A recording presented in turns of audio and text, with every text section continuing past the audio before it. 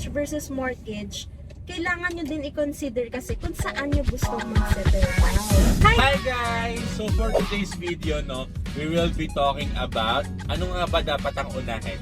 Marriage ba or mortgage? Kasal nga ba or bahay?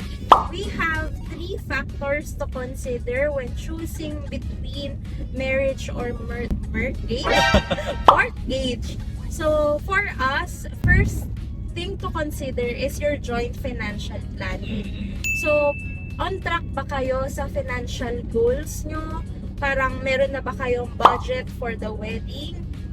Or yung budget nyo enough lang para sa isang pre-selling project? Kasi yung iba, we had clients na nag-invest muna sa bahay kasi naisip nila, gusto nila, once na kinasal na sila, may matitirhan na sila after. And yun lang din pa kasi yung afford nila that time. Na parang at least ito hinuhulugan na natin monthly kahit 2 to 3 years pa tayo ikakasal. At least meron na tayong plano in the future. Unlike naman guys, syempre pagka ikakasal ka nga rin talaga, dapat talaga may prepared kang budget for that one. And syempre pagka ikakasal ka, labas at labas talaga lahat yan.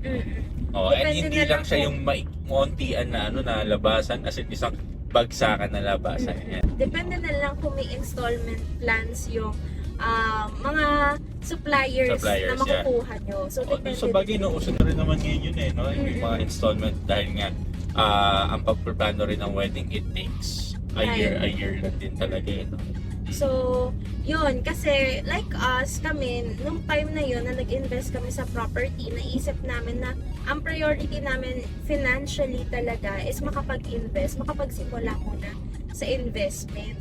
Kasi parang hindi din naman kami pa nagmamadali magpakasal ng bongga. So, inuna namin talaga is investment. Inuna namin investment. Kasi our finances. Kasi nga, nandun na kami sa point na, ang ganda ng offer sa atin ng project Sobrang katiting lang in terms of the monthly payment natin. So, hindi siya malaki yung impact hindi sa siya, finances. like makakapag-ipon pa rin naman tayo for our wedding and stuff, So, second point is your relationship goals.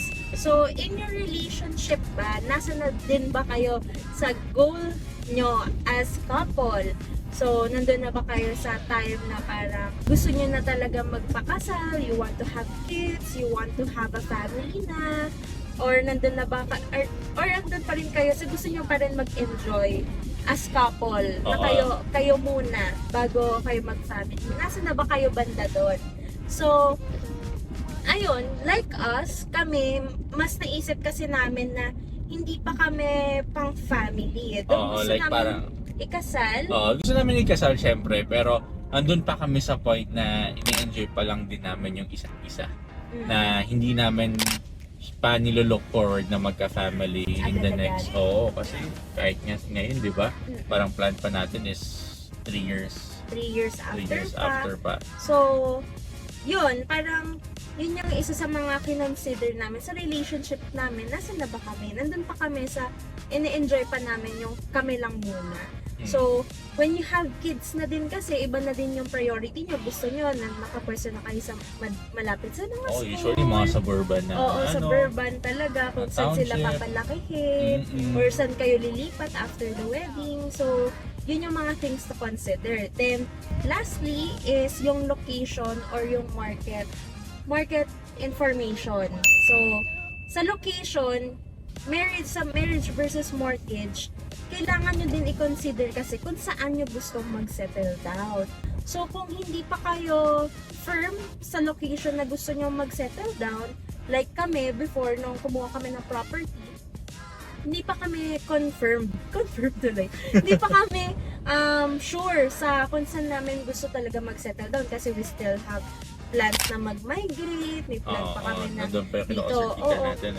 Kung ano-ano pa yung mga kino-consider namin. Pero dahil nga hindi pa, lost pa rin kami kung saan namin gustong mag-settle down, nag-invest na lang kami sa isang location na sure kaming mapaparentahan or nasa prime location, which is Calm Residences. And it's located here in Santa Rosa, And yun nga, sabi ko nga, kaya kami pinili nga namin na mas mauna yung mortgage para sa amin, Kasi nga hindi rin talaga namin matanggihan yung offer sa amin ng project.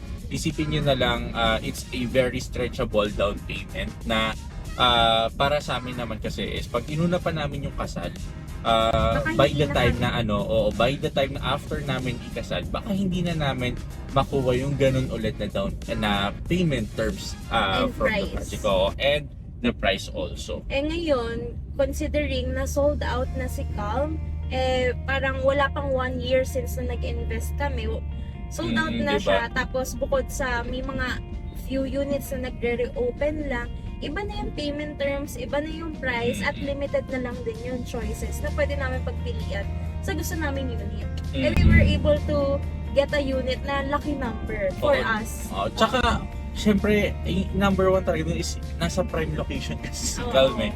So, alam mo yun, pagka, alam mo na kasing hindi, pagka pinahintay mo pa talaga yung, pag hinintay mo pa kasi yung makapag-ipon ka or after nung kasal mo, for sure, yun nga, iba na nga yung iba na nga yung magiging payment terms, no? Tapos, at the same time, pwedeng mawalan ka na ng inventory. Ang mangyayari na mag-a-adjust ka in terms of location para makahanap ka ulit ng another property. Ganong price Oo, point. oo. So, overall, ending this or culminating this vlog, wala talagang one size fits all. Yun yung story namin eh. Yun yung financial goals, relationship goals, and gusto naming location. So, yun yung naging decision namin based sa story namin. And you have your own story. Yeah, and both namin pinag-decidean yun. Hindi pwede talaga yung iisang side lang yung kailangan kailangan nyo pa rin talaga mag-meet on one end talaga on your part. Meet halfway. Oo, meet halfway talaga. So, magko-compromise talaga kayo. So, yun lang naman sa amin. Parang to each its own uniqueness, to each to your own preferences talaga. Kung ano ba yung priority Magdidepende nyo. talaga siya sa situation din ng couple. So, sa inyo, sa tingin nyo, kayo, ano ba yung mga inuna nyo? Was it marriage? Was it mortgage? Share your stories down below in the comment section. We would love to read it and maybe shout out namin kayo sa next video. So, yun lang naman guys for today's video. I hope you got something from us. And if you want to start your home investing or real estate investing for rental business, you could message us on Facebook at Land and Properties at Gwen and Day. You could message us on Instagram and TikTok at Gwen and Day. So we'll put the details down below or after this video so you could reach out to us if you want to start your real estate journey. So married man kayo ngayon or ikakasal pa lang, feel free to ask or consult us for your real estate journey. So yun lang guys. See you in our next video. Bye!